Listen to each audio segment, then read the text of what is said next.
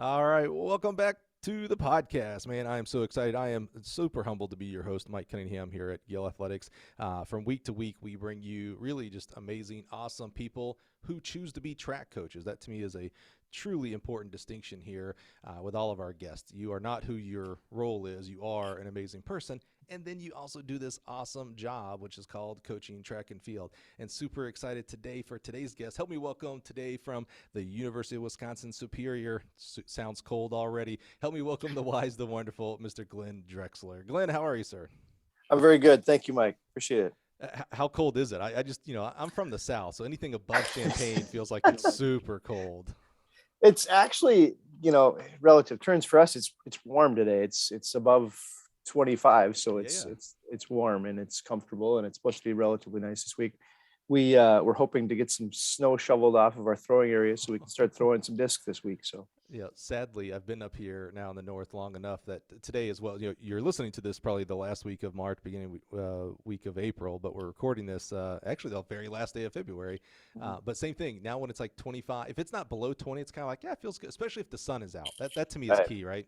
Yeah. Yeah, and I also don't have a track to shovel. That's key for Yeah, me. right. Well, yeah, that'll be the other piece we'll have to start working on too. Yeah.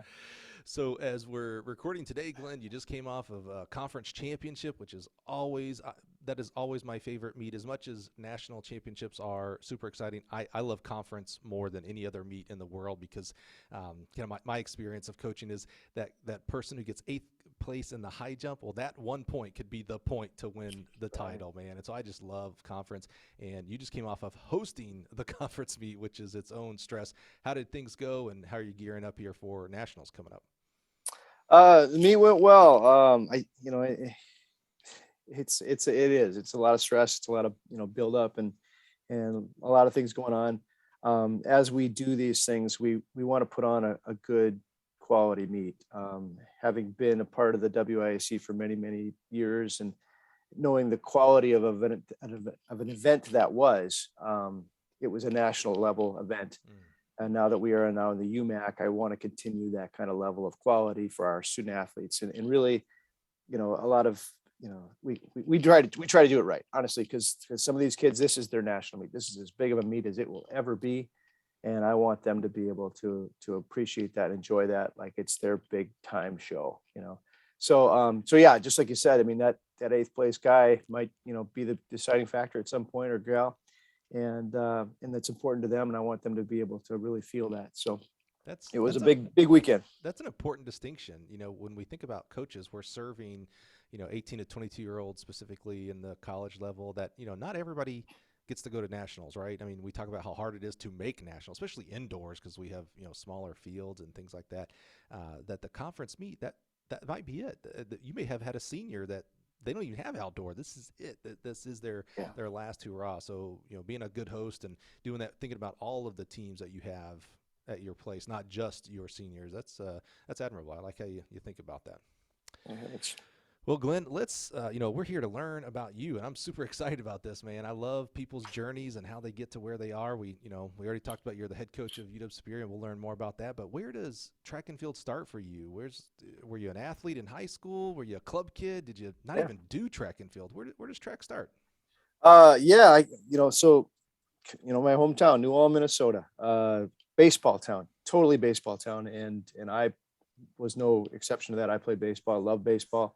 And somewhere about sixth grade, I started to see the writing on the wall about where I would or would not be in that depth chart, which is scary because, our baseball team was going to state every year, and it Oh, was a wow. big deal. And I didn't know too much about track yet, but I saw a few things, and I saw some cool stuff. Pole vault was really cool to me. And, and so when I decided that, I'm going to try to do some other stuff. I could play baseball in the summer, but I can't do track and field any other time. So I decided to give it a shot, and that's where it began. So got started pole vaulting and even, well, cross country as well. But that was where it started for me, and it kind of just kept working at it, throughout the years. What what Spent.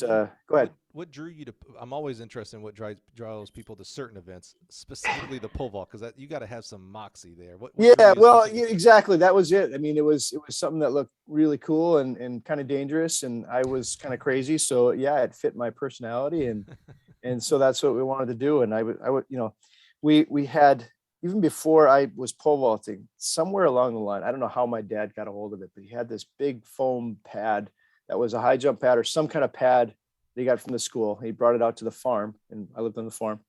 And I used to put it underneath the windmill. I'd climb up the windmill and jump off and land in the in the pads. You were made for pole vaulting then.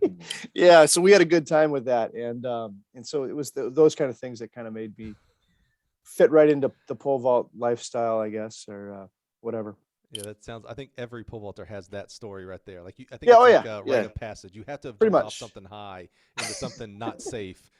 Oh, okay, you're a pole vaulter. Good, go, Yep. go. Yeah. It fits. So yeah, that's where it began, and I had some really awesome coaches through the years that helped me, develop a love of sport, develop a love of just, teaching and coaching and those kind of things, because watching what they did, I had a coach that taught me pole vault, Verge Devon. He was a physics teacher, and he didn't know pole vault, but he studied, but as a physics guy, I mean, it was just kind of like, this was a problem for him to solve. And so he got me as far as he could, and it was about 12 feet, 13, well, actually 13 feet. And for that was really good back in that time. And I'm just so grateful for him, but he got me to that point where he's like, I got nothing left for you. I can't tell you how to get any better. And that's when I got to go to college and work on some other things. So yeah, a lot of empathy. I have a lot of empathy for coaches, especially in the high school level today, right? Because it's one thing you can say, well, there's so much more resources available today, right? With YouTube and books and Coach's Ed and things like that.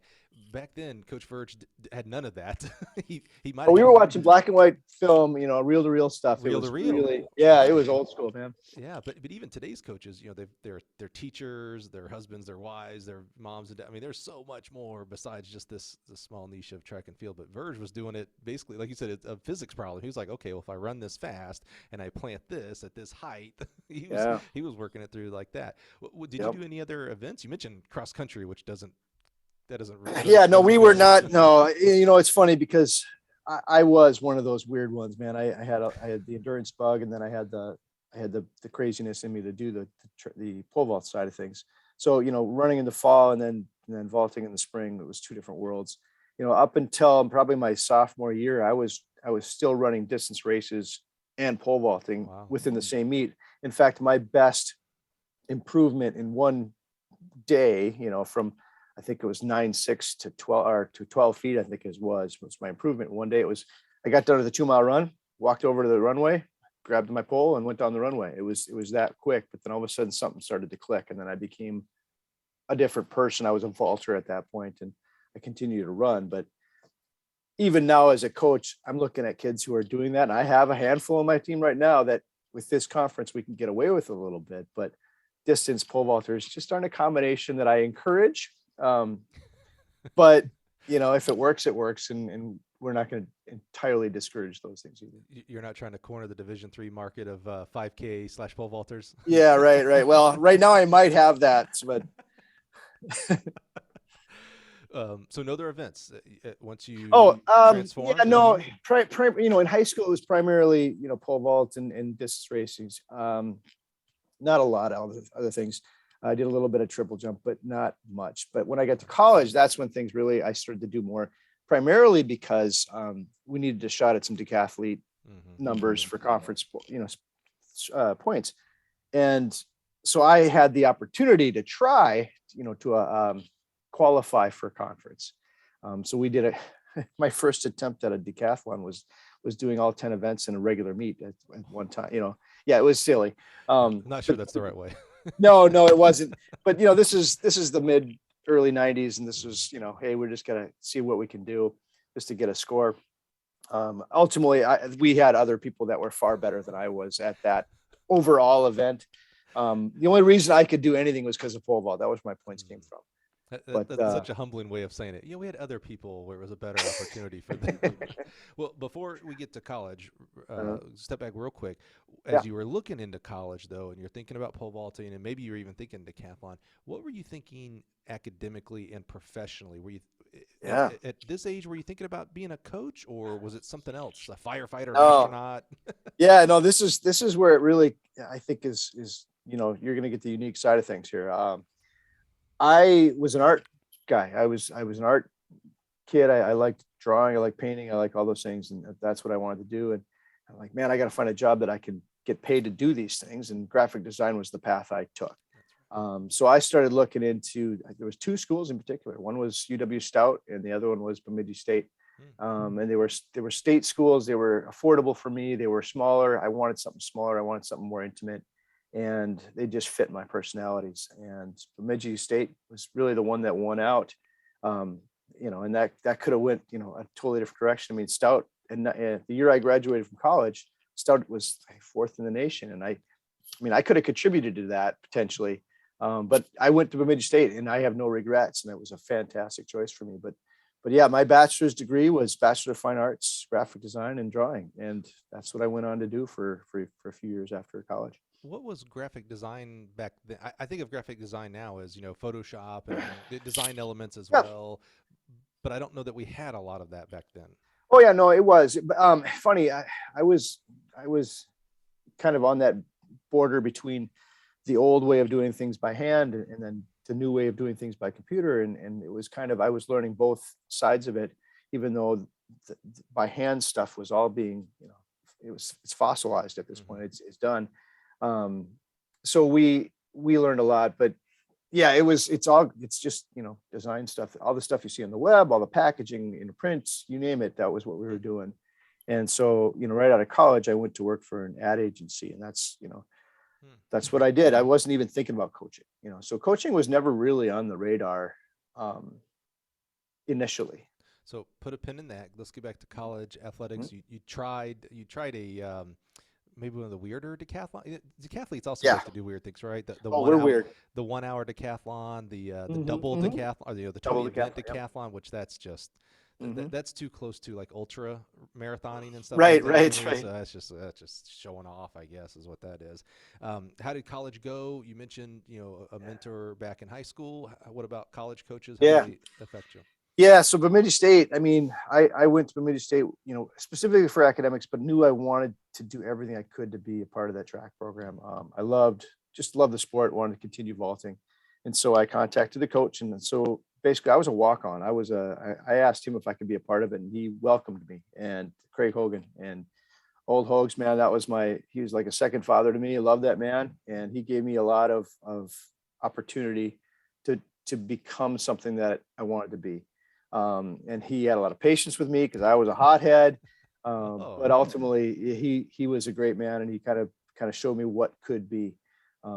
Some of the things that he always talked about, work is a 4-letter word. But I go to my job and I come to play. And if I have any 4-letter words, I say it's play. So he'd come to play, and man, I'm thinking to myself, God, that's a great way to look at it. I want that job someday. That'd be cool. But I didn't, it's like, I'll never be, I got to be a graphic designer. That's what I have to go to school for. But yeah, he was the guy that kind of showed me what was possible. And for him, I'm very grateful because, like I said, I was a walk-on. And I worked until I think it was my senior year. I gained enough equity that he gave me a kind of a scholarship as a token appreciation kind of thing. Paid for some books, which was good, and I love it.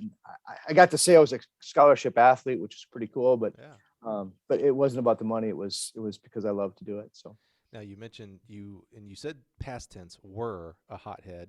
So maybe we don't have to ask this in the future for the coaching career. Well, give me an example. Was it? I have to. I have to think it was not hothead. You would yell at other people, but maybe more internally. No. Yeah. So it started somewhere in high school, and it was motivational. It was internally motivated. I had a chip on my shoulder. It was a weird way to motivate myself. And in hindsight, I tell my kids now, this is not what you want to do, but this is how I did it, which was, I was always telling myself, you got to prove to everybody that you're better than they think you are, or whatever it was. I was continually knocking myself down to finish something, to get my energy level up, whatever it was. It was a negative way to motivate myself, which was something now I see. I'm like, don't do this, right? Don't go down this path. It's a dark path. Years after I got done vaulting competitively, I was hanging out with some guys that I'd vaulted against, some UMD Bulldogs. And they're like, man, you are the angriest guy we've ever seen on a track. And I'm like, huh? Interesting. I was like, what are you talking about? And they're like, you are just so angry. You had so much rage. I'm like going, huh. I didn't realize it, honestly, because I kind of checked out. I mean, I'd go into a meet, I'd start getting into my bubble. I put my towel over my head, I put my hood up, and I would start getting into my bubble. And it was not a pretty place, apparently. And I'm not, I don't want to say I'm embarrassed by it, but I mean, it's something that I'm like looking back on. Yeah, I probably didn't do that right. And I could have found a more positive way to make that work. But it got me the energy that I needed at times to do what I needed to do. So that's interesting that competitors of yours saw that. Mm. It's one thing your teammates, and obviously Mhm. and I'm gonna say you, but self-awareness sometimes is one of the hardest things in the world to get right. It's called a blind spot for a reason, right? It's blind to you. But competitors, sometimes you don't see them all that often, right? And when you do, it's for limited amounts of time. So for them to see that, Yeah. that's interesting. Do you think that type of I'm gonna call it attitude, not attitude in a negative necessarily, just how you were carrying yourself and how you comported yourself.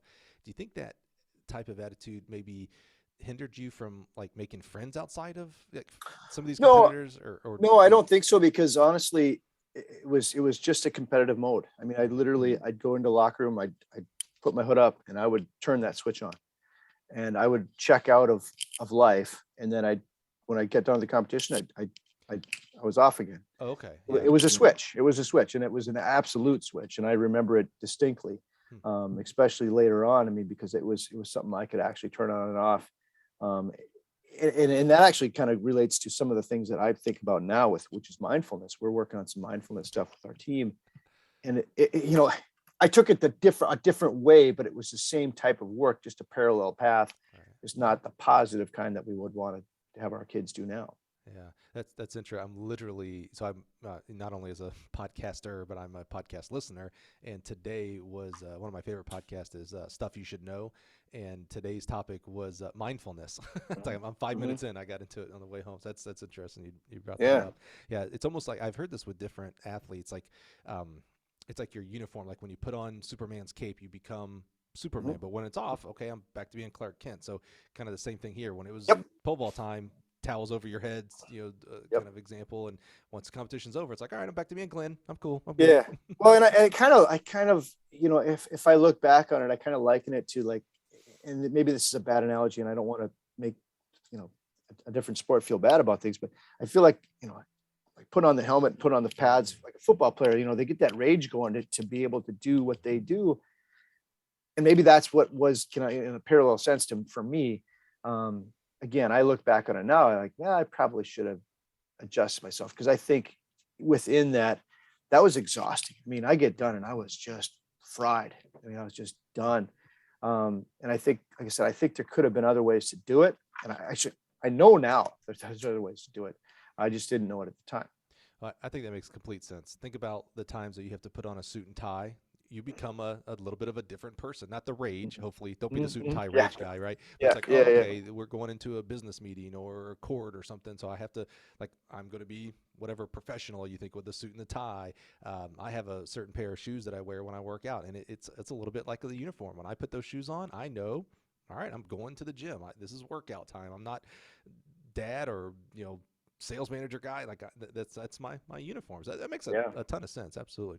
So you go on from Bemidji State to an ad agency. Mhm. Coaching is still not in your even. I'm sorry. Tell me the name of the coach at Bemidji. You said old something. Old Hogan. Hogan. Craig Hogan. We call him Hogs. So even Hogs didn't say get you to switch automatically to become a coach. Where was coaching? Was it now far gone conclusion? Yeah. You're So an ad man, no, or? this is where it gets good. I think is that, so I graduate from college. I need to find a job. So I found a job at an ad agency down in Mankato, Minnesota, started working, and I was doing some great work, but I just wasn't myself. There was something missing. I mean, and for 6 years in high school and 5 years in college and 11 years total, you've got something you're going to every day for 9 to 10 months out of the year, and it becomes a piece of you, Yep. and all of a sudden I didn't have that, but I didn't think about it. I was like, well, it's just something's not right. Well, I wouldn't call it a depression. I just wasn't myself. Mhm. Well, I thought it was maybe I just got to go back to grad. I got to go back to school. I think I'm missing school. That was the piece that I was missing. So I decided to go to grad school and started taking classes. In the meantime, I hopped on to coaching a small D3 school. Actually, it's at our conference now, Martin Luther College down in New Ulm, which is my hometown. While I was in Mankato, I was coaching these guys just for a year, just for track. For track. Yeah, I was coaching their pole vaulters and their javelin throwers just for some fun. And but it wasn't anything serious. It was kill time. But I'm doing this while I'm going to grad school, and okay, this is working. Okay, this is all right. I decided that you know what, grad school is where I need to be. That's what's really missing. So I enroll full time at University of Minnesota Duluth. Come up here. Okay, well, I got to back this truck up a little bit. We were at Bemidji State. We were in NSIC, Northern Sun Intercollegiate Conference. Competed, and we had some epic conference championship battles against Minnesota Duluth. They were just a team that we just couldn't get over the edge, and they were just a really good team, coached by Bill Hudspeth. Great guy. Well, old Bill, championship meet my senior year, walks over and, hey, Glenn, it's been great having you, great battles over the years. You're an awesome competitor. We love competing against you. If you're ever in town, look me up. Yeah.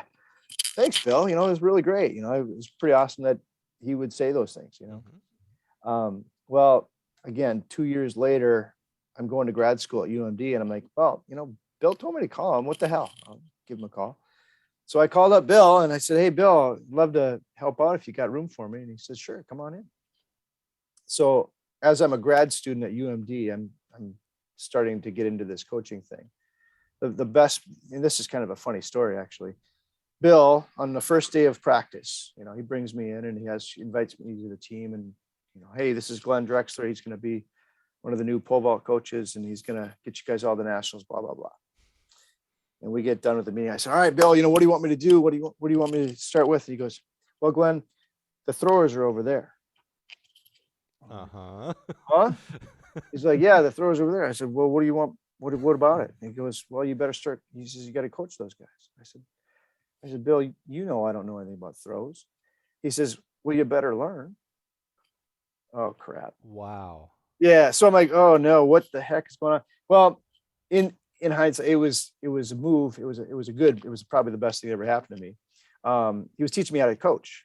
He wasn't, I know the pole vault. I just don't know how to coach it, but I need to learn how to coach. So I need to learn how to do what I'm doing. So he sent me to the throwers, and I had to learn to throw as well. That was a good thing too, because now all of a sudden I'm learning about something I don't know anything about. And so I'm starting to ask questions. I'm starting to pick brains. I'm starting to do research. I'm doing all these things that I wouldn't have done otherwise. And I'm learning how to talk to athletes, and I'm learning how to question athletes. And I'm learning how to do all these things. So ultimately, as I'm going to grad school for graphic design, I'm learning to be a coach at the same time. And I'm realizing that it wasn't grad school all along. It was track and field that I missed. It was the sport that I missed. It was the team that I missed, the family that I missed. And so ultimately, I'm sitting in grad classes, front of the class, raising my hand, answering all the questions, because I knew all the material. It wasn't grad classes. I mean, it's just the same material. It's just a higher level of whatever. Well, I'm done with it. I'm like, I'm not here for the right reasons. So I kind of stopped going to grad classes, and I just started working, but I was coaching more. I was just doing more involved with coaching. So it became by accident, really, how I kind of fell into it all. So being a pole vaulter by trade and being thrown to the throwers, that seems pretty intimidating. Yeah. And, you kind of have two avenues right there, right? You could have shirked back and be like, oh, yeah, look, this guy's crazy. Okay, this obviously is not for me because I want to do pole vaulting. He's not even letting me do that. Yeah. Or embrace it, which is what it sounds like you did. Yeah. Is that so?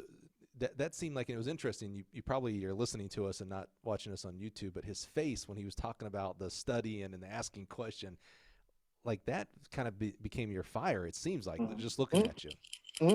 Yeah. So, I again, between Hogs, my coach, and Bill, the UMD coach, they were very good at what they did, and watching how they acted and how they reacted to things. Bill always reminds me, and he'll probably kill me for saying this, but he was the Bill Belichick before Bill Belichick was Bill Belichick. Okay. He would get the rules to work in his favor. He would know things that other people wouldn't know before they'd know it, kind of thing. And that always impressed me.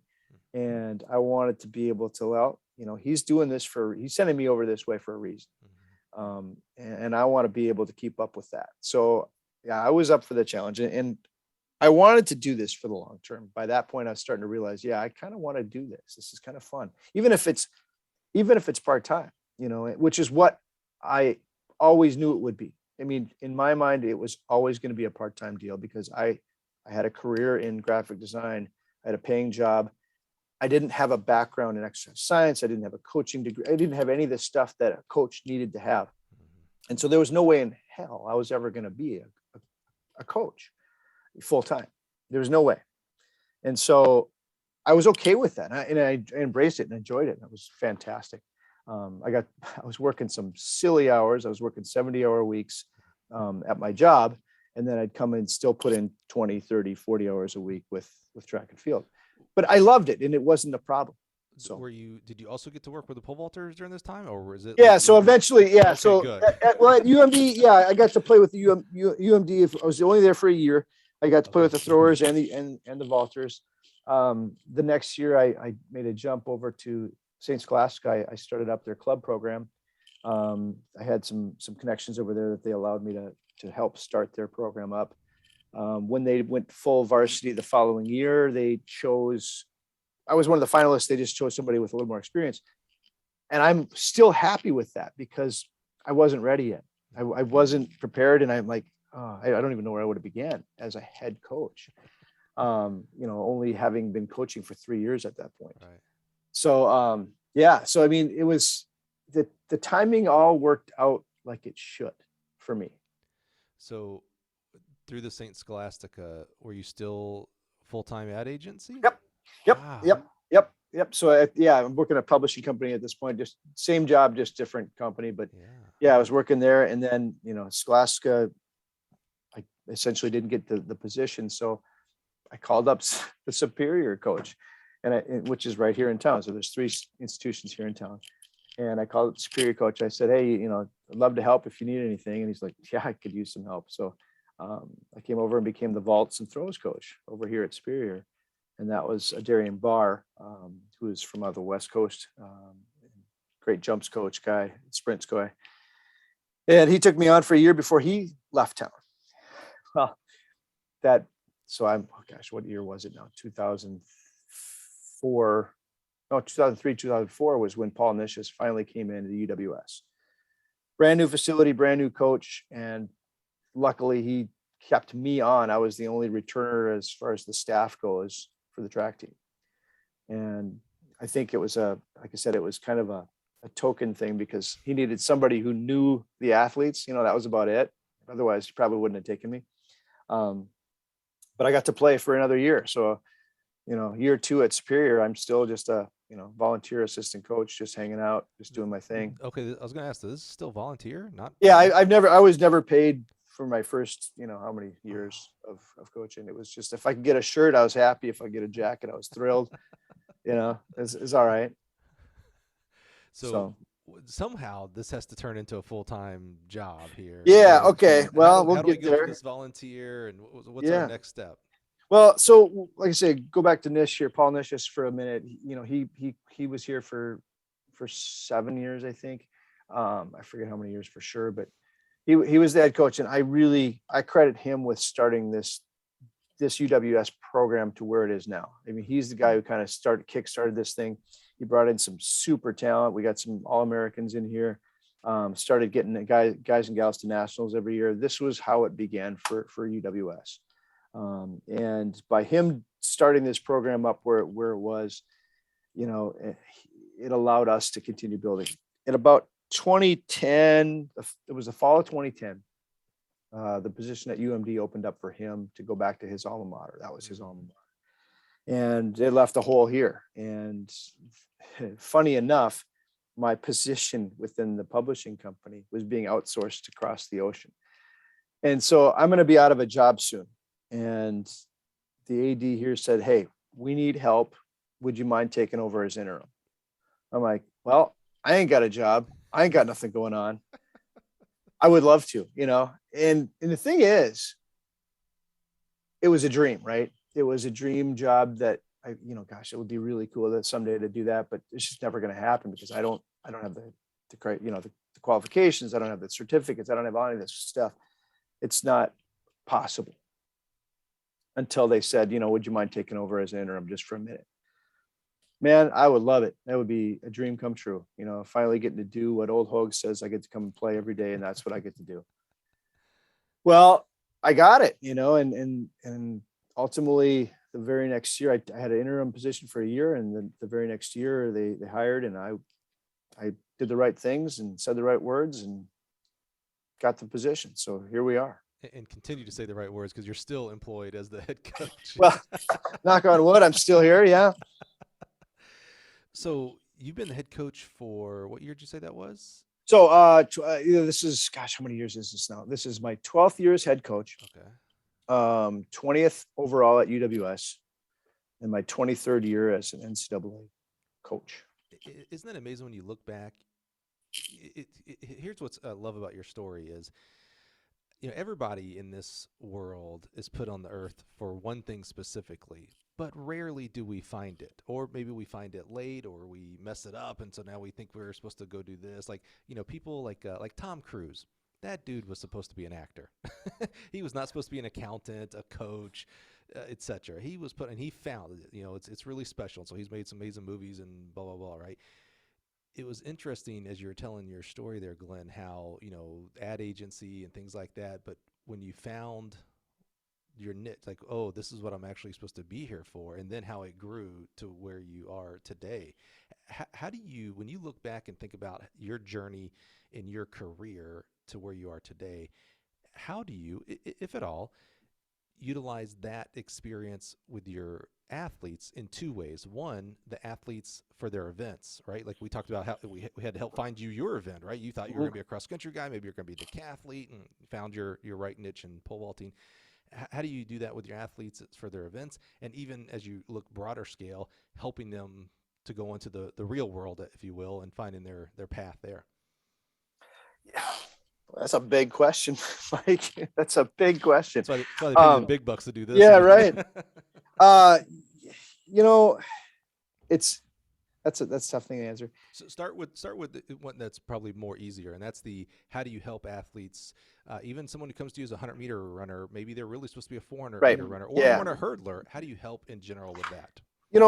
I think for the most part, we allow athletes and kids to be themselves a little bit.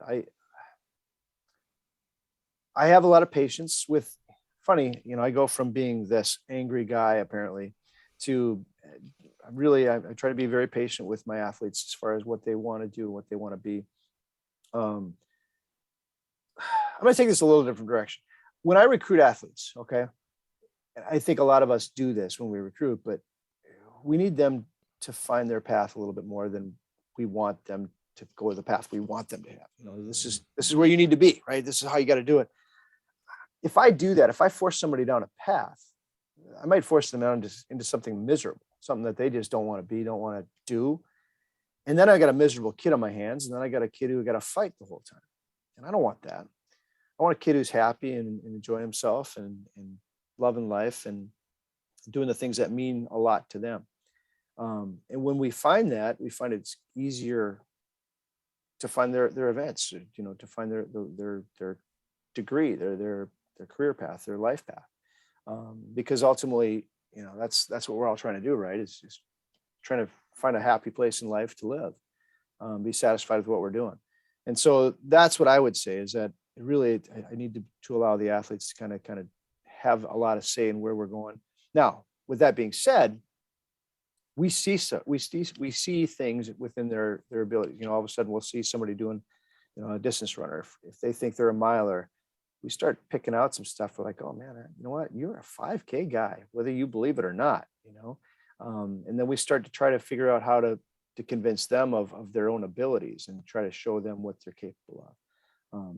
We have the we have the ability to do that. I think within Division III, we can play a little bit more. I don't think there's the pressure to perform right now, right here with this athlete. They've got, they're coming in as a state champ in the 5K. They're going to have to do this, at the national level. Well, maybe not. I don't know. I want to see what they want to do too. So we have some conversations with our kids. Talk about that D3. Again, I'm gonna use the word attitude, if you will. So I have personal experience coaching on the high school, junior college, and Division I level, but I have for a long time. I think I might have said this when I was actually coaching still, but I know since I've been here at Gill and really saw the full scope of all the divisions, that if you want to find some of the better coaches in this country, I know we look towards Pat Henry and Mouse, and I love you guys. I know you're listening. You're awesome. You for sure do amazing things. But go look at the D3 national results. Go look at what it takes to win the 60, the 5K, the steeple, the javelin.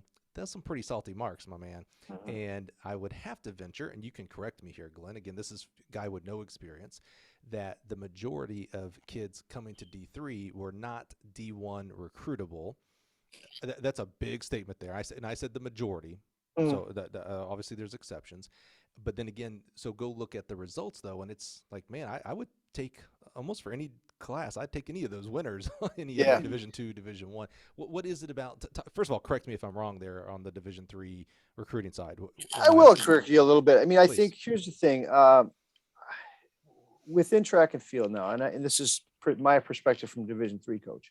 I'm starting to see a lot more of a shift now that it's not in track and field, being that the money is not what it used to be, as far as scholarships, whether Division I, Division II, Division III, whatever it is. People are starting to go where they feel like they need to be. It's more of a, I need to be here because this will fit my academic needs, my personal needs, my social needs, etc., my athletic needs, whatever it is. There's still a status to being a Division I athlete, Division II athlete, for sure. There's no doubt about it. And I still fight that a little bit. But we're still trying to recruit the same kids that the Division I schools are. And we're not trying any less. It just, we got to see if it fits them. I've got a thrower right now, on my team who was a Division I recruit. We got him. We're very fortunate. It doesn't mean he's going to stick around, but doggone it, we're sure going to try. And we're looking at some other athletes this next year that, are Division I recruits that we want to try to hold on to if we can. I don't know if it's necessarily, you're going to have those top end athletes for sure everybody knows it's going D1. There's no stopping them. But there are a lot of D1 athletes in Division III. But the other side of that, yeah, you're right. We work on development, and it's because that's what we have to do, on a lot of levels. But there's some talent out there that I think does get overlooked too. So, but ultimately, it comes back to it though. I think a lot more athletes nowadays are going to where they need to be versus it being a Division I, Division II, or Division III thing. When you say that, do you think that's through this? We've had just an amazing time in our lifetimes, right? These last couple of years with COVID. Do you think that's COVID related, or did you see that before? I think it was shifting before that already. I think that was already something that was kind of shifting. Now, again, I think we see it on our level more than maybe a Division I. Division I's kind of have a pick of litter. They get to do what they want when they want to with those athletes. But I don't think that they're upset when they lose somebody that goes to a different division. I think because they've got somebody else in line that they can pick up anyway. It's fine. They don't see it. We see it all the time. And I think we see a lot more of it where, like I said, there's a lot of us are like, fighting over some of these D1s athletes that, in a different Division III team will get them like, oh, son of a, you got my guy. We're all trying to sneak them, and that's good. I mean, that's good. That's the way it is. But like I said, I feel really bad for the U of M, with the way things are going with their program. And those poor athletes, and as far as like Minnesota goes as itself, what D1 are they going to right now? Now that St. Thomas has moved up, there's finally a Division I program that's committed, but I want to see Minnesota back where they belong, right? With a full instated, indoor and outdoor program. But all those kids from Minnesota, a lot of kids from Wisconsin. I mean, that was a target for them to be able to go to that. Now they're looking elsewhere, which is kind of unfortunate. So what is it? Talk to us about, for us that don't know anything about Division III, and I don't think I've been to a D3 national meet now that I think about it. Been to many Division 1s, of course, Division 2s, NAIAs, JUCO. What is it? You mentioned earlier that on the Division 3 you were allowed to, I think you said play more. I don't want to put words in your mouth. I think you said something like you're allowed to. I think you were kind of basically saying you don't have maybe the stress of a Division 1. I'm probably putting a lot of words in your mouth here, Glenn. But what is it about Division 3 that's different, that allows you to experiment more? Maybe that was the word you said. Well, I'm not sure what I said, but yeah, me neither. I got to figure out how to rewind while we're recording live on these things. yeah, no, Division 3. I mean, so for us, like I said, it's about their overall experience. I mean, this is when I talk to a kid, I tell them, I said, this is your experience, not mine. And so if they want to come in and be a choir member, a band member, and a track athlete, and still be able to have a part-time job, these are all the things that they want to do. It makes it hard, right? But I'm not going to tell them they can't do those things. They want to really be the best student they can be. They want to be a 4.0 student in a pre-med program. Yeah, I'm going to support them on that. And if they need more time, less practice time, well, we'll try to figure things out with them. We're going to be flexible. We have to be. Not everybody, and I'm not going to speak to how things exactly go in every Division 1 program, but those athletes are there for a reason too. And they've got purpose, and they've got schedules, and they've got to fit all that in. And I'm not sure if that's always the same thing, right, that we have. I think that they take good care of their kids too, for sure. There's no doubt about that. But like I said, I mean, for me, it's I'm taking care of the student first, and the athlete as a person first before I worry about the rest of it. Now, do we compete? Do we work hard to make them better? Heck yeah, and our goals for each one of these athletes is to make the best we can be. And whether that's national caliber or just making it to the conference meet, whatever it might be, that's what we want to do. So we've got a large range of talent, from kids who've never done this in their lives because they want to be a part of something, to kids who are legitimately D1 type quality athletes who could be national champions. So we've got a big range of quality and ability on the team. And what are some of the differences? I believe, and I may be speaking out of turn, like for track practice, I think all D1, D2, and I know JUCO, maybe NAI starts practice in the fall for track and field, not cross country, roughly call it Labor Day. At least, I'm so old now, all the rules are changed. Maybe it's different now. But I believe D3, you start later. Is that correct? Mm-hmm. Yeah. Yeah. So we're only allowed so many weeks in a year, and a day is a week, whether we like it or not. So if we're going to have, Thanksgiving week is a really kind of a sticking point for me. We're going to have practice Monday, Tuesday of that week, but Wednesday I'm going to let them go home. But that means I've spent a whole week on 2 days, and that's a loss of a week on my part. So we got to figure out how to use our 19 weeks or 18 weeks or whatever it is. I forget right now. But that kind of limits some fall ability. We have the ability to have a conditioning season, which we use in the fall, but it doesn't allow us to touch implements, doesn't allow us to touch, any kind of track specific work. It's just preparing for the season. So we have that, but it's a limit. It's a big limit, so we're running stairs on the stadium. We're doing some other things, but, some circuit work, but we're not getting to do track work, which for a hammer thrower, coming into college, by their freshman year, the first time they get to touch a hammer is their first meet. It's kind of a tough thing for Division 3 athlete, Wait, So, say that again, because my headphones must Yeah. have burnt out Yeah. there.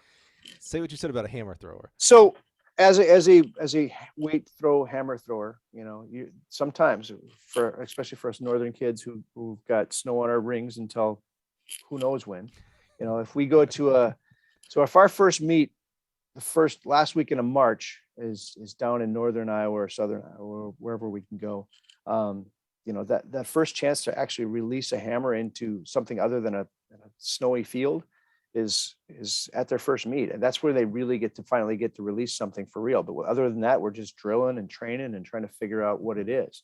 So we really rely heavily on our ability to train, the weight drill, for instance, for those hammer throwers. But we know that it's two different worlds. It's a whole different type of event. But if they can figure it out just enough, they can get through it, that light bulb will turn on in the springtime. But yeah, you don't get to do anything until March. So, where we watch in Division I, Division II, get to do some hammer throw in the fall to, at least introduce the event to those athletes. That's something that we would really like to do. With COVID last year, they gave us a number of days, which allowed us to have more flexibility. So we were playing with different events last year, which was kind of fun. It was an interesting dynamic.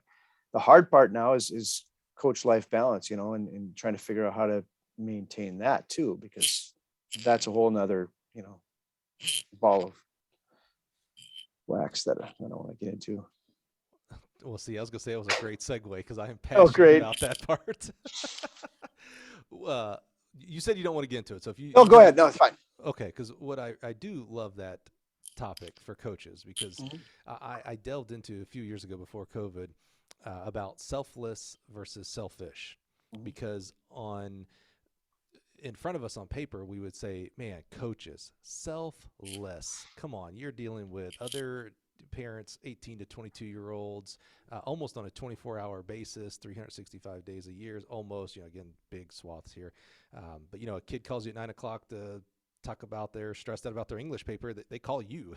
And most of the time you answer. General you here, I don't necessarily know if Glenn does, but in general, right? And when you think about that and you go, okay, so you're fully on the right side of the pendulum here. You're 100% selfless. Well, you actually can't be 100% selfless without being selfish, because if you're doing that, you're taking away from time with your spouse or your children or your family. So how do you, and actually this is kind of interesting because you don't necessarily have the comparison. You haven't been a D1 coach maybe yet at this point, and I've never been a D3 coach. So how do you, Glenn, handle, and work-life balance is a terrible, because balance means like 50-50, right? And I don't know that 50-50 is the right answer either. How do you handle the work side of, kids, other people's kids, coming in, teaching them new events, and helping them become the best student, choir student, getting the best experience as a student and athlete is part of that experience. And then also your own family, and maybe you have a hobby. Maybe you're like the world's biggest thimble collector or something. So, how do you handle that? Not necessarily 50-50 balance, but that comparison. Yeah, that's the question, right? One of my former athletes called me up one time, and my kids, and I say this about my team, that my kids are my family, and so my kids are my kids.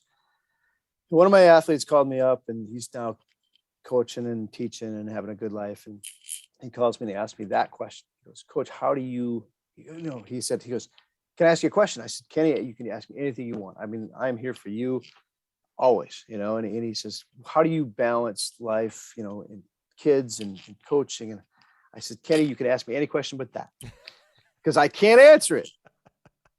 No, I mean, I tell you, it all comes back to, and I mean this sincerely, my wonderful wife, my wife, Stephanie.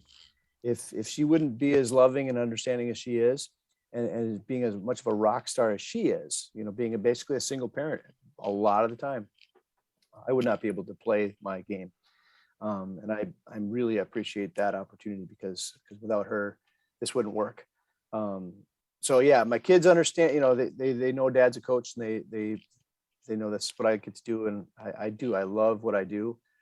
If I wouldn't have her, I don't know how I can do it. As far as that balance goes, man, it's hard. I try, and I still get reminded, when I'm at home, that I need to be more involved with being dad versus, checking the phone or checking the email or take calls or whatever. But no, it's a tough thing to do. And I still have not figured it out. I've inquired with Hogs many times, my old coach, because, he seemed to have figured it out. And I think in the end, though, I think it still came back to, his wife, Ann, was always, our mom, and she really allowed us to be a part of the family, and that was pretty awesome. So she was probably the glue to the whole thing too. And I think that's the pattern here, is that it's not me, it's the other side of us, is that the one who allows us to happen. Yeah, So you mentioned mindfulness earlier, right? So being in the present. So yeah, if you're on the track, you're on the track. If you're in the office, you're in the office. And maybe, one of those compartments we forget about is, well, when we're at home, we're at home. We're in a right. different role there, right? We're dad and husband specifically here, and still maybe son to your own parents and things like Yeah. that. It's being mindful of where you are at the moment to have the biggest impact. Mhm. Yeah, that's exactly it. And I think it's just trying to continue to be mindful, right? I mean, Mhm. because it's easy to forget sometimes, especially when you've got you know, conference coming up, or you got Oh, sure, yeah, the yeah. recruiting things that you got to do, or Mm. whatever it might be. And there's always something on your mind that distracts you enough to forget for a moment. So yeah, it's hard to be mindful all the time. Well, on the same kind of line there, you've been at UW Superior for quite a while. We were talking during the pre-interview here. I bet you I could come up with 10 coaches that have been at an institution for, let's call it 10 plus years. Mhm. But it's not where I can name like 100. I can't just quickly rattle off because there's not, Yeah. I don't want to say there's not very many, but I would have to say, just on my knowledge, I know everybody's going to yell at me and name 100 coaches of their own that they know of, but it's definitely not the majority that have been at a place maybe for 10 plus years. What do you, uh, what do you attribute that for you? I mean, I'm the guy, by the way, because I'm the anti. I coached for 10 years and I was at 5 different places. You do the math. That means every 2 years I was gone, right? So what do you attribute for longevity for you there at Superior? Family. I mean, that's what I call it. I call it Mm-hmm. family. I between this place fits me really well. It's just it's a smaller, intimate place where I get to know people, and my team is going to be a smaller team no matter what I do. Yeah, I'm going to continue to push to make it a bigger team, but ultimately, just by percentages, we just become who we are, and we're always going to be right around 30 some guys, 20 some gals, maybe a little bit more, maybe a little bit less, but it's intimate, and I get to know my kids on a really good, one-on-one basis. And from that's the kind of person I am. I'm just a small group type person. It fits my personality. It fits who I am. This campus, I almost feel, is a better version of my own Bemidji State, where I went to college, because it's even more intimate than Bemidji was. Bemidji was probably about twice this size. But it's just one of those places that fits who I am, and allows me to kind of be the person that I am, versus having to maybe be something I'm not. I don't know. I've had opportunities to do other things, go other places, but it just didn't fit me, what I wanted to do. This team really is kind of what I am. So I don't know. When Mad Men came out, did it give you the bug to go back to being the ad agency? No, no, not at all. I like to play with that still. I try to do some design for our t-shirts and stuff like that, or some other things, but no, I'm pretty happy. But the scary thing is, I mean, I'm always, a lot of the coaches that I've been coaching with, and they're still my age, they're not old by any means, but they've been retiring from coaching and trying to find other things to do with themselves. So it's given me hope that maybe if I ever have to leave, that I could find something to do. But I don't want to leave, so hopefully I won't have to go anywhere. It's a tug of war. It's like, I want to stay sharp, but I Yeah. really don't want to have to use those skills. Yeah. Yeah. Well, and I don't think they would even take me back on that side of things, because I think things have just kind of left me behind. The art side is still there, but the technology probably is far gone. Well, that is one of the things, design and, things like that, graphic design specifically, that I don't know will ever go away. Like, design will always be a part of the world, whether we're Yeah. doing it on computers or the meta universe or whatever it's called. Yeah. Or if we're back to putting things in tablet form, design is still, it's always going to be there in some form or Mhm. fashion. So Glenn, one of our goals here is to bring value to others. I'm always amazed at I guess I'm not amazed. It doesn't really shock me, I guess. Maybe I'm just anti it, but so I'm going to say amazed. I'm amazed at the D1 or bust type of mentality. And typically we talk about that with athletes. That's usually what we're thinking about, right? Maybe in the recruiting world, a kid says, yeah, I don't, D3, get out of here. I'm going Mhm. to Minnesota or wherever, right? Mhm. But in the coaching, staying focused on the coaches that are out there, we do tend to have that in the coaching world as well. And again, raising my hand here, I am 100% guilty. My whole life in coaching was to get not only to Division One, but I grew up in the South, so it was all about, it was SEC or bust for me. And then I got there and I was like, oh crap, I'm just getting beat up by Florida and Arkansas and Georgia all day. So that wasn't exactly fun, to be real frank. But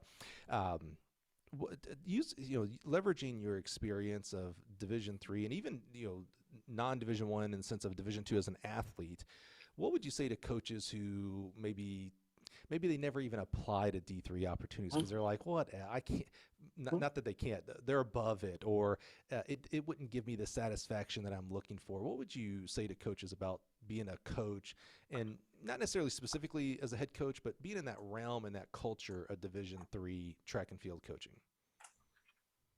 Yeah, I mean, here's the thing. Like I said, when I recruit, I'm talking to kids about what it is that they need in their life and how to make it fit who they are.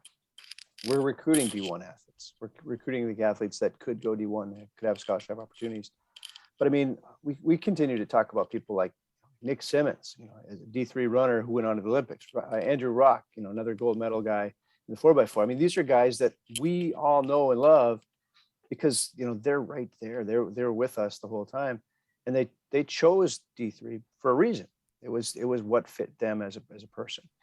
The institutions, the coaching staffs, the personal touch that they're going to have, walking them to class. For God's sake, I'm sitting with kids at class if I need to because this is my job. These are the things I'll do without hesitation. I'm not saying that T1 coaches won't do these things. They probably will too. That's just the person side of things.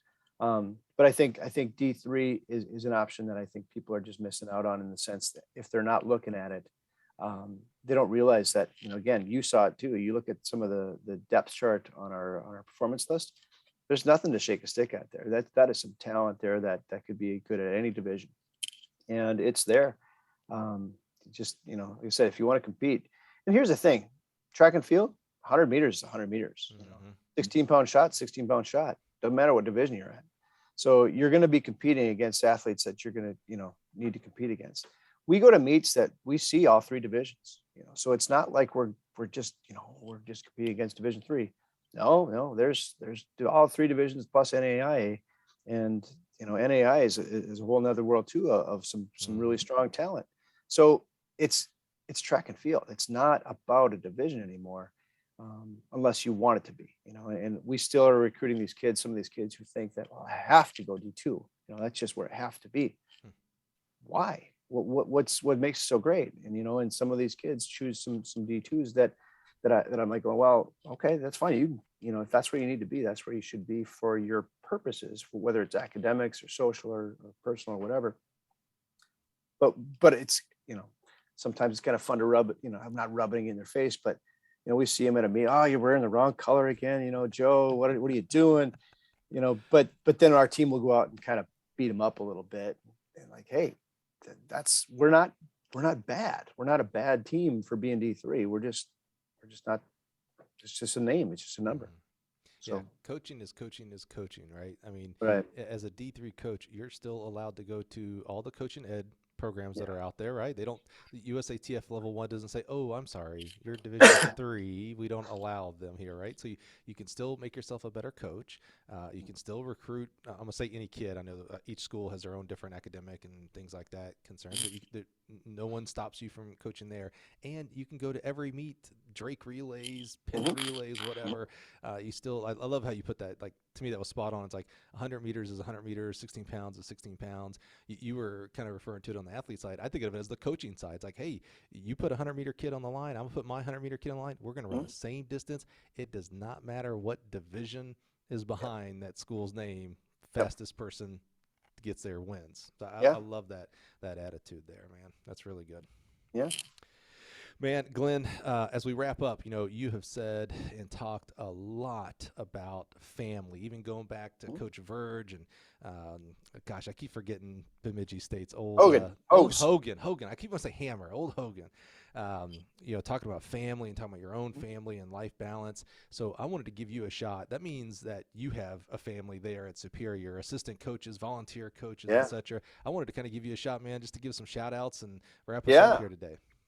Yeah. Yeah. Like I said, I mean, we can't do it without our assistants. I mean, I'm the head coach, but yeah, our assistant coaches, I mean, the people who got us here, all these things, that's the important part. My assistant, I'm very fortunate in that I have a full-time assistant coach, Megan Salo, and she's my sprints coach. But she's the glue, man. She's the one. When I'm cross country season, I can't be track season. So until that starts fully, I've kind of put it in her hands, and she takes charge. And they call her Mama Megs because she's in charge, and she does it all right. So we can't do things without her. And the rest of my crew, Tom Cedarquist, my distance coach, and Nick Donahue, Kristen Jasperson, Christian Beamer, my jumps coach, Chris Barron. This December, we lost our throws coach, Sam Madej. He died of a heart attack, and we miss him very much. But man, he was something else. He was the guy that kind of brought us all together. All of my stuff. So he was a student athlete of mine that was a thrower for me, and he came in just a smart kid. Really, not a super talented kid, but he liked the sport. And so he worked his butt off, and, he had his challenges, but ultimately he ended up having a bunch of school records.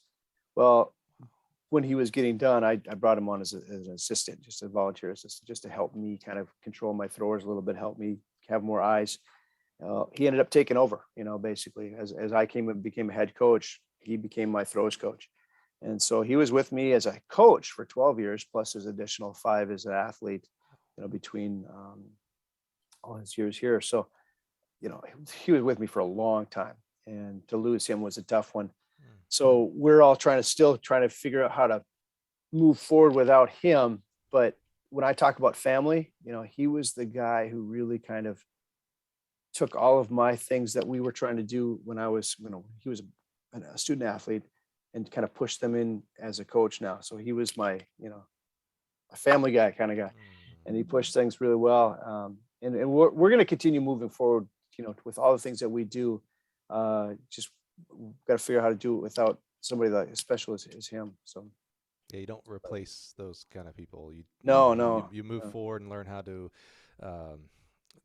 adjust and receive everything and really think about all the good times. I mean, I love his story that, he wasn't all that talented coming on, and he leaves with school records, and then he comes on as a volunteer, and you're like, and now he got to the point where it's like, I don't know what I would do with that. Like, he's so vital to our staff, man. That's so the other like a real piece too, superior person there. Yeah, exactly. Yeah. So, I mean, when he passed, I had a bunch of alum who stepped up and asked, what can we do to help? And so I've got one of his former throwers now is now our, kind of stepping in as that throws coach position. And really, Tony Willett is his name. And he's the guy that Sam kind of brought in to really solidify that family stuff. And so to have him in this position, I was kind of interesting, because he's the guy that really kind of got us all cranked up about what family is. And now he's kind of trying to, I almost got to dial him back at times, because he still wants to be that athlete, But no, Tony, we gotta back up just a little bit. But he's awesome, and he's got an energy that we need right now. And I know he's excited about being a part of it. So hopefully he finds a way to make it balance for him too. I love it, man. I knew, you being able to shout out your assistant coach. We didn't talk about this. I put you on the spot there, but I knew that would be a big thing for you, because again, it's been the theme of today's conversation, is that family and the people you surround yourself with, the people you grow together with, the people you experience sadness with, and that's how you homogenize together and do great things like you guys are doing there at Superior, man. So I appreciate the shout outs there with your staff. Did I hear you say you have a Christian, and a Chris? Yeah. Kristen. You're saying that, and I was like, wait, I was like, that's way too many Chris. Oh, and yeah. Christian. Yeah. Trying to spit them out at practice too, and sometimes I get a little tongue twisted. Well, I just started giving them initials sometimes. There it is. Yeah. Well, I love the staff. I think I'm going to start a movement here, man. I put this on Twitter this past weekend. I love, and it's, we're when we're recording this, we're in conference championship season, right? So everybody's having their conference championships. I love when, whether it's the winning team or not, because sometimes if a team goes from 10th to 3rd, I think that's a big Right. deal as well. But I love when conferences give out coaching staffs of the year, not That's what I think it should be. coach of the year. Yeah, right. Agreed. I mean, Agree. 100%. 100%. Even the coach, a head coach who their specific event group, if they have one, goes leaps and bounds. It still took that thrower. It still took that high Yeah. jumper we talked Yep. about getting 8th. I love coach of the year. So I put that on Twitter and it blew up. And I had Yeah. someone respond back and said, I just saw a coach who got coach of the year give it to his assistant. I don't want to say his, I don't remember if it was a he or her, but they gave it to their assistant. And I was like, bingo, staff of the year. That's exactly like that. Whoever that head coach is, they get it. That it's Yeah. not him or her, it's the entire unit moving forward. So I'm gonna That's start making exactly. I'm gonna start making a push like through USTF CCCA to get to the conferences. We that's got to be a change. I'm with you. Yeah, man. I see it on the national level, right? Because maybe there's a sprint coach of the year. That sprint Yeah. group did well at nationals or in distance, etc. But on conference, I have to believe there's not a single conference that gets won by any one specific event group. That it takes that thrower, distance runner, Right. whatever. I just believe it. So me and you, Glenn, Yeah. we're gonna get together. We're gonna change Right. the I'm coaching in. landscape, man. I'm in. Glenn, man, I am so excited that you found this calling. I'm really pumped that you're not an ad man because we have too many commercials in this world. So I'm glad you pushed that aside. But I love your genuine story of that it came late to you. Coaching, track was there. Well, baseball was there earliest, right? But then Mhm. track came along, this crazy event called pole vaulting, and then great mentors along the way. And then after starting a career, a non-coaching career, you fell back and found what you were really put on this earth for, man. I love that because it means that it's not too late for us out there. Someone right now who's in an ad agency, who's in an accountant, it was like, man, my greatest times ever were in track and field. And because of Coach Smith or Coach John or Old Hogs, like that Mhm. gave me life. And maybe they go back, and even if they don't become a head Division III coach, that's a big job. Even if they just help volunteer their local high school, their local middle school, that's big. We need more Yeah. track coaches, and they're not all going to, even though we have the biggest participation of all the sports, they're not always going to come from traditional track backgrounds. So we have to, as coaches in this profession, we have to steward that. We have to help people learn how to become coaches. That's not a bad thing. We got to get rid of that stigmatism out there. We got to bring more people into helping the young people that are out there that want to do this great sport, because that'll grow the sport. So I'm so glad, what an authentic story you have, man, that it wasn't coach from the day one. It was like, yeah, I wanted to be an ad man, and then Yeah. fell into this great profession. And obviously, what a ton of success and what great positive impact you're having on young people right there in Superior, cold Wisconsin. It's warm, 70 degrees and sunny every day in my indoor practice facility. So it's That's always key. beautiful. That's key. Yep. Yep. Glenn, man, thank you so much for joining us today. So humbled that you'd spend time. It's one of the most valuable things you can give me, man. So to sit down with me here for the past over hour, by the way, it really means a lot to me, man. I'm just so grateful for you. Mike, I appreciate the time as well. And I hope this helps out people. So thanks so much. I know it will. That's the key, man. Thanks again, Glenn. Appreciate you. All right. Thanks, Mike.